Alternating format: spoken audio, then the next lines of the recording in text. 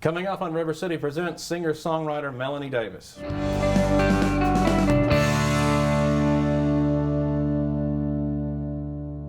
My guest today is a singer-songwriter Murray who is celebrating the one-year anniversary of her first record, Allegoria, and the one-month anniversary of her new record, Dear Diary, Do You Hate Me?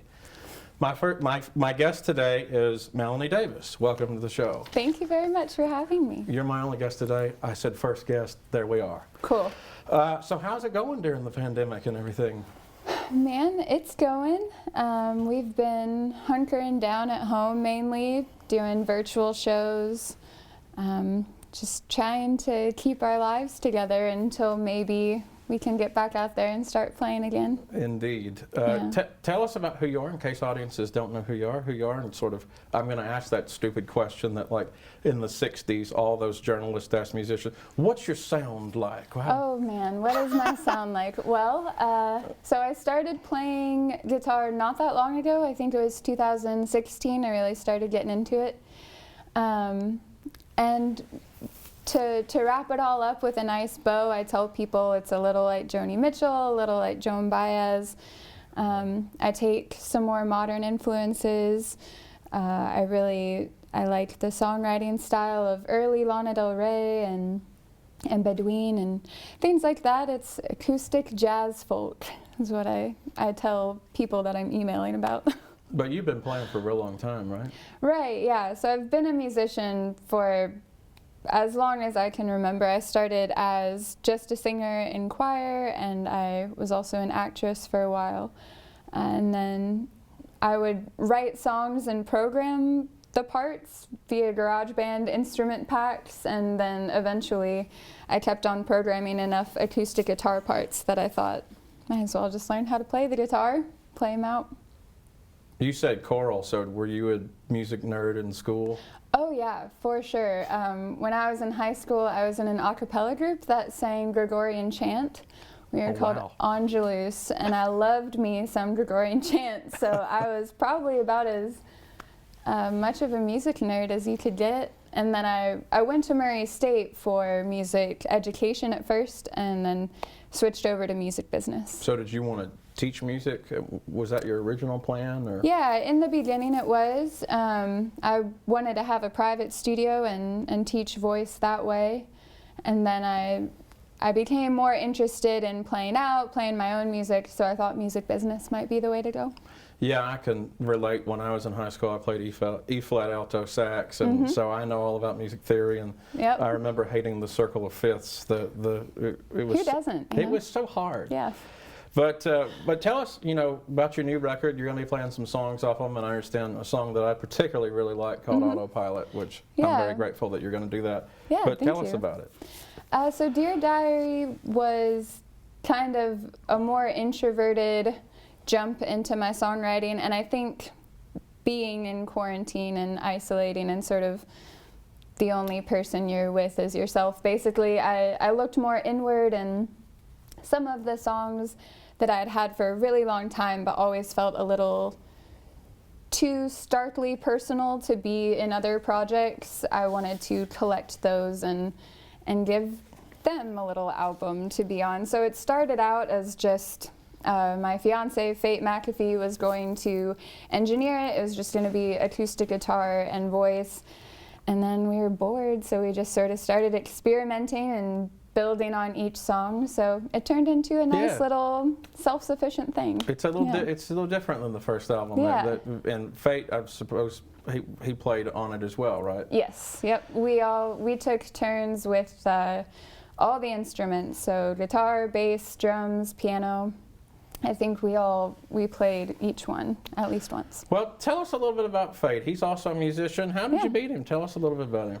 I met him at a show, which was perfect for us. That made sense. He's a great singer-songwriter. He's been around the Paducah area for a little longer than I have. He's been here maybe 2 or 3 years longer. It's just great songwriting, lots of finger picking. I was always drawn to his music first, and then we started collaborating in the spring of 2018, and yeah, it worked out, and now we're getting married this year, so that's cool. That's right. Congratulations. Thank you. Well, I had seen him play before, but I remember actually the first time I ever heard you perform, which was there was a jazz performance of Norah Jones' "Don't Know Why." Yeah. That was like 3 or 4 years ago. That was at Murray State, wasn't it? Yes, Yeah. yes. And I remember seeing that or hearing it, and I've always enjoyed your music ever since then. And so Thank you. after that, of course, you know, I'd listened to some of your EPs, and then you put out, which I guess is a year anniversary now, is Allegoria. So tell us about sort of, you know, what it's like to record a full album, and sort of tell us about Allegoria a little bit, because it's your 1 year anniversary. Yeah, it's her birthday. Allegoria was definitely more political. I started writing it in 2016 during the presidential campaign, and then all of the events that happened after. One of the songs, actually, November 8th, off that record, I had played at a women's march that was taking place in Murray, down on the town square, and that was a really... That was in January. I remember. I was there. Yep. That's right. It was a very special moment to sort of, I don't know, I had never played an event like that, and to have a song that was so passionate to me to resonate with other people, it was a very fond moment in my heart. And so I started recording in Nashville, I want to say the winter of 2018. I think I'm getting those dates right. Yep. I'm trying to figure it out in my brain. And so that was at a studio called Welcome to 1979, and I was awkward and shy and nervous, and I felt like it had to be super good because a lot of money was being funneled into it, and so that put a fire under my tuchus that I hadn't had when it was just home recordings.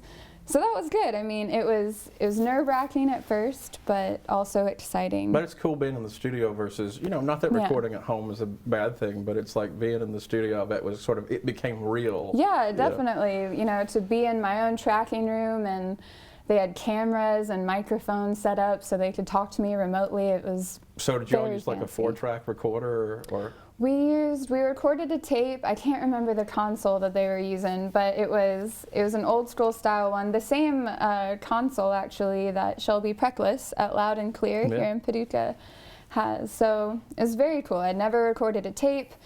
Nashville was still, I think I had only played, you know, a handful of gigs there, so it was still very like Nashville, you know. Well, I remember that march because, you know, we marched, it seemed like a long way because it was cold, and then we got there and you performed, and then there was some other musical. I didn't realize... Faye actually performed there that day too. I didn't realize that that was the song that was also on the record. That's really cool. Well, there is a song on Allegoria that I particularly like, and I feel like it's the perfect opener for the record because of the themes and things that you try to capture in it.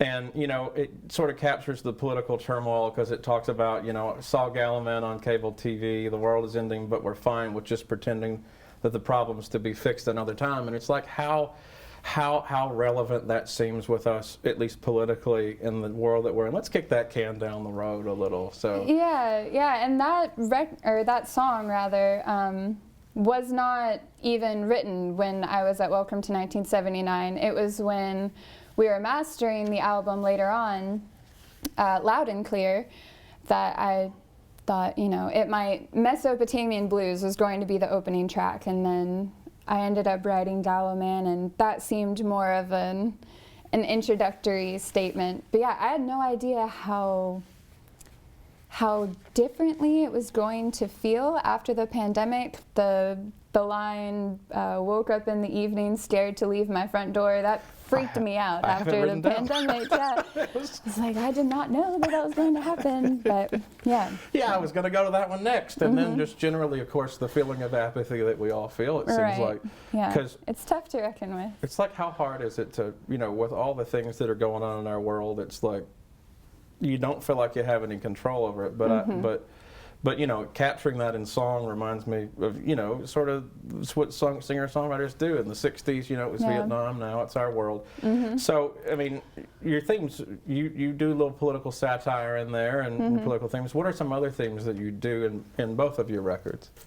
In both of them? You could sort of, like, what's the difference between the themes of the two for audiences? Yeah, I definitely think Dear Diary, in comparison to Allegoria, is much more emotional. I think Allegoria was trying to come to terms with, you know, our political structures, our social structures, and how those in turn affect us. Whereas with Dear Diary, it was more, you know, how does mental health affect the way we see things? How does mental health when you're young and you don't even know what anxiety and depression are, but you're still feeling those things? That's kind of what I was talking about with Dear Diary. And so the title itself, that sort of is a nod to it. And I had originally had that title. I was like, this is gonna be what I name my most emo record. And so it worked out. That those ridiculous feelings of like, everyone hates me, even the private journal that I have to write my thoughts, even that. I relate to that so much. Yeah, I think a lot of people do. They're weird feelings, but everyone has them. Well, tell me, you know, things have changed because of the pandemic, but, you know, what's it like touring and playing music? You know, I think a lot of people have an idea of what that's like, just like they do what I do and what I've done in politics. So sort of share what the difference is between what people think it is and what it is. That's not to say it's bad, but... No, yeah. I think it's a lot more gas station food than people probably realize. But I love it. I mean, that's really one of the things that I miss the most from pre-pandemic life. We had been pretty busy. So Allegoria was released January of 2019, and we had a tour for the release, and then a February tour, March tour was planned, and then events all throughout the rest of the year. And it was great, you know, to meet new musicians or musicians that we've already connected with in different areas, to sort of get the chance to bond with people over shared musical ideas, you know, just... Yeah, it's one of the shames is like live music is kind of gone, but you all sort of transitioned to Facebook, and then now they're trying to make that a difficult process. So yeah, everyone wants $1. Talk about how what has it been like recording on Facebook? Because, you know, like we talked about before we taped the show, was you played electric guitar. You can't. It's kind of hard to do that. Yeah, it's definitely strange. When we first started in March, when everyone was trying to get their footing, I had great plans to do it. I was like, I'll do it every week. That'll be super attainable. And you know, it takes just as much effort. Your sound guy, your video guy, the whole shebang, you know, promoting it. So it is still a production. It feels a little stale, you know, on the other side of the camera, I think, just because you don't have that connection. And we had made jokes, you know, I've played plenty of bar gigs where no one is there, there's like the lone clap in the very back. I'm like, I would honestly take that. At least we'd be in the same room, you know. Yeah, because you have a connection with an audience in a live performance that you don't really feel like you have. I mean, not that likes and hearts and things aren't important, but like... Of course, yeah. And to have the technology in general to stay connected in any form right now is great. But it is, you know, it's different. It's something because, like, you know, I feel like if you're at home all the time, you've got more time to listen to music and enjoy things too. So, like, you might have had a bigger audience, you know, through streaming who may have not have gone to a show because of work or something. Right. So, yeah. So tell me in these last few minutes before we go, who's on your playlist right now? Because I always think it's really important because, like, musicians, who they like is, I think, is really cool. So who are you listening to? Yeah, well, right now I've been really into Badween. She is an indie artist, up and coming, I guess you would call it. She has a great, really intimate, soft, warm tone that I just love on her records. And Gillian Welch and Dave Rawlings had released some stuff, as well. Hair and the Harvest. That's such a great record. Yeah, it really is. So I've been listening to a lot of them and all my classics. Like I love the Mamas and the Papas and weirdly Black Sabbath also, like combined in that group of artists I regularly listen to. Yes. So. See, I'm a 60s, 70s music person, so I certainly identify with that. And Yeah. I discovered a Gene Clark record from the 70s that I thought was really cool. Yes, yeah, I had taken a listen and it was awesome. Just the different soundscapes that you could find in records like that. I never paid as much attention to production on albums as I have after this year, really diving into Dear Diary and watching Fate work on it and engineer it and bring out all of those really subtle nuances that change the whole song, that make it what it is. Yeah. So. Well, I appreciate you for coming, and we're going to break away and you're going to perform, but you're welcome to come back on the show anytime you like. Well, thank you. My guest is Melanie Davis. She's a singer-songwriter. Her records are on all the major streaming platforms, Bandcamp, Spotify, Amazon Music. Dear Diary, Do You Hate Me just came out, and then last year was Allegoria. And I ask all of you to stream it and to listen to it, and if you like it, make a purchase, because if we support local artists and we want talent to thrive in our communities, we really need to make that investment. So we're going to break away, and then we will be right back.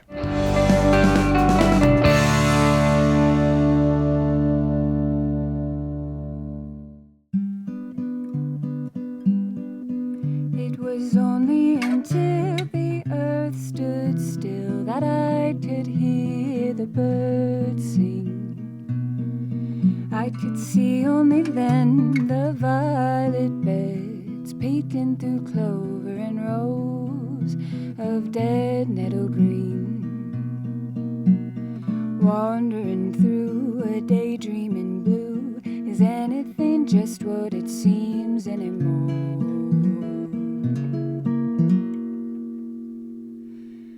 I just look to the dandelion weeds in the yard. Oh, I'm trying to keep up the fight, but it's hard.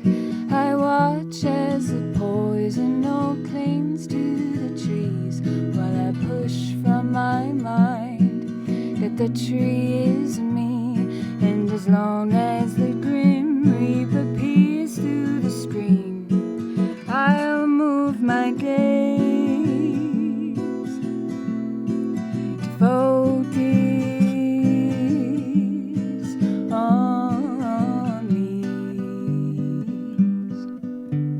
The coyotes overtook the Golden Gate Bridge yesterday. Guess we finally got out of their way. Waters ran clear again and up around Lake Michigan. The red foxes lay in an especially cerulean April day. It's the sign of our times, a fist or a dime. And just when these thoughts tangle into my mind, I just look to the dandelion weeds in the yard. Oh, I'm trying to keep up the fight, but it's hard. I watch as the poison all clings to the tree, while I push from my mind that the tree is me. And as long as the grim reaper peers through the screen, I'll move my gaze to focus on these.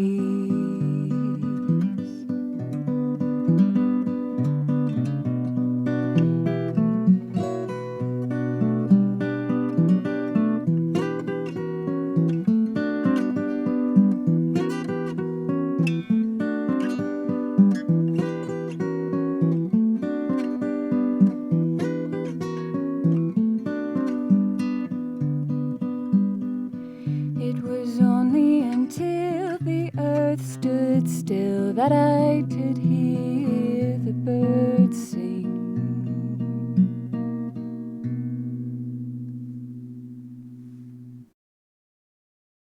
That one was called Dandelion.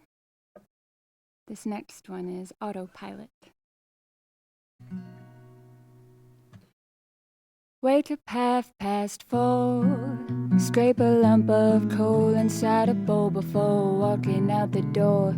You light a smoke, The nicotine at your throat, you start to choke. Never remembered your body ever feeling so sore. Oh, oh, oh,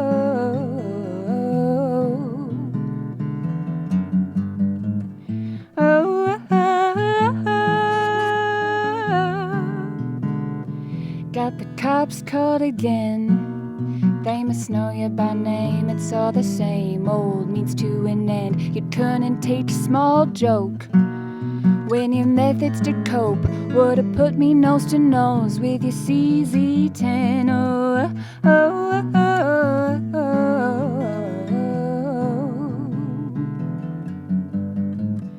oh, oh, oh, oh.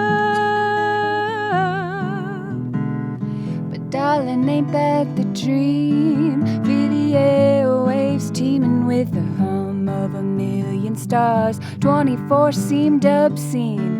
You'd have ditched the whole thing if you felt you were driving that car. But if anything stuck, it's to run or get.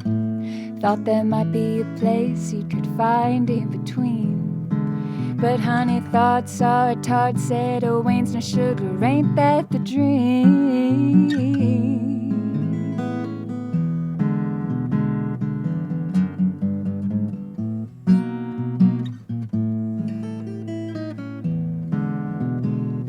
So you wake up in jail, carrying on about an empty mason, but you can't pay bail. Now you're repeating yourself, living in a virtual hellscape. You kill yourself to pay, and you pay to get help. Oh, oh, oh, oh,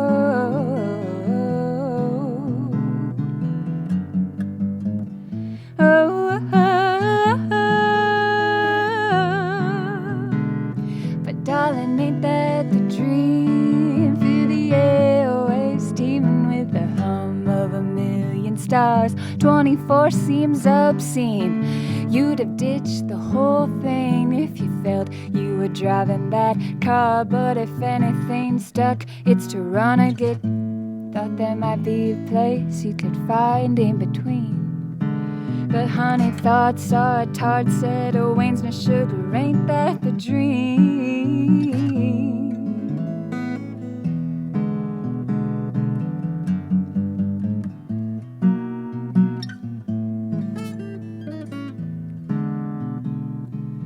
So what will it take? Got a high school peach, 2 left, fit ended kid past 8. So now you work for the mob. But your dad and your mom say that's better than 28 with no job. Oh, oh, oh, oh,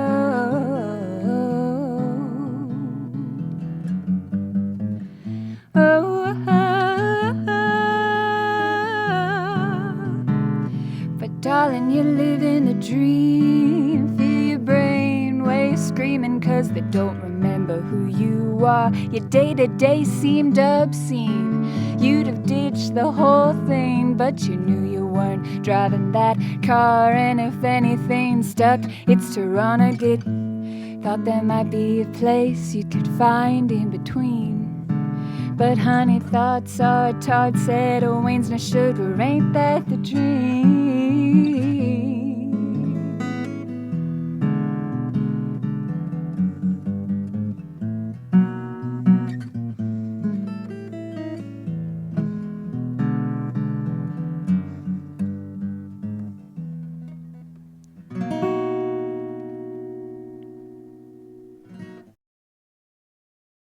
So both of those were on Dear Diary, Do You Hate Me, my most recent release. And this one is from Allegoria, which is just turning a year old this year. This one is called Sophia.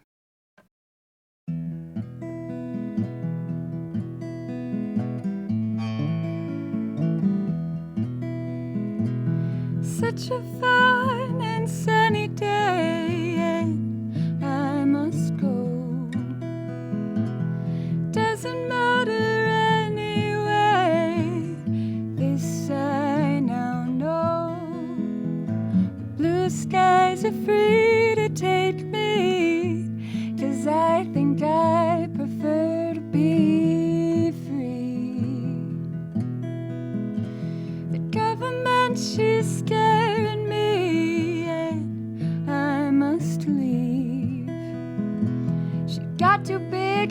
shoes she picked and forgot the powers that be. Another prize of man's design that will lead to his demise every time.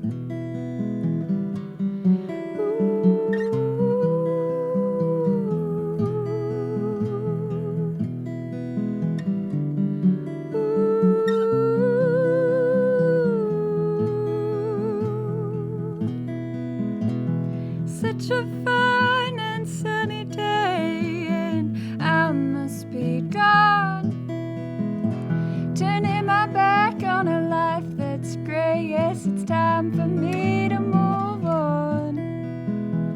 Remember me as they'd have me be, another fruit to add to the hanging tree.